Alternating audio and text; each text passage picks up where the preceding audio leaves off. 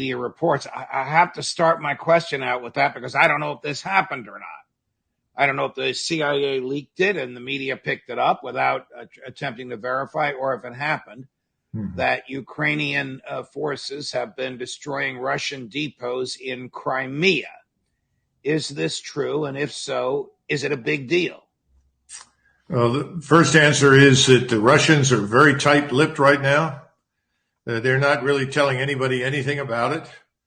We can confirm one explosion, and that could be any number of different things. It could be sabotage. It could have been a quadcopter that flew overhead with a munition strapped to it or something, dropped it on some flammable substance. We really don't know, Judge. But to tell you flat out that this is important is wrong. This is not a game changer. Okay. I would judge this all to be largely irrelevant. There is a is Crimea now culturally, politically, geopolitically a part of Russia?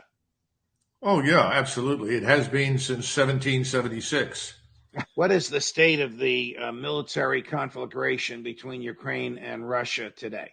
Well, as you'll recall, a few weeks ago when we spoke, I said that there would be a Russian offensive in August and that the Russian army had been largely withdrawn, that is the regular army, and replaced by mercenaries, Chechen forces, the Wagner types, and effectively reservists and locals to fight the Ukrainians. Well, that's now stopped. You did say that, yes. Yeah.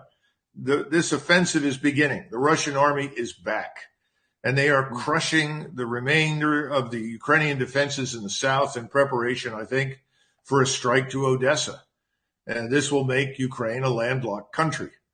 And I think we're going to see something similar in the near future up in Kharkov. So that offensive has begun. There is no Ukrainian counteroffensive. There's nothing with which to attack. Let's be frank. This war is lost. Ukrainians have probably lost 60, 70,000 killed, over 100,000 casualties easily. They've got nothing left.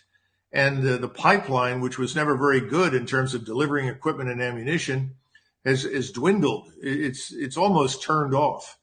And you add the corruption into this business, with so much of the equipment disappearing onto black markets and being resold, the war is effectively lost. And I think at this point, that's why you get this letter that says the U.S. must push now to arm Ukraine. Well, it's too late. It's a dead end. What is the American end game here? Well, the end game has never been articulated other than to say we want to weaken Russia to ensure that Russia will never do this again. Well, if you don't want Russia to intervene in a state neighboring Russia, that's an easy solution.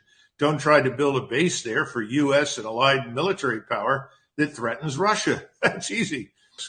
Last question. How long do you think the surge will last before the Ukrainians have nothing left with which to resist it? Well, I'm not sure they've got a whole lot right now that makes much difference. So I think this surge will go on until the objectives are secured. I think until Ukraine is a landlocked country, which means Odessa has to fall, and that stretch of territory that reaches over to Romania and Moldova has got to be taken.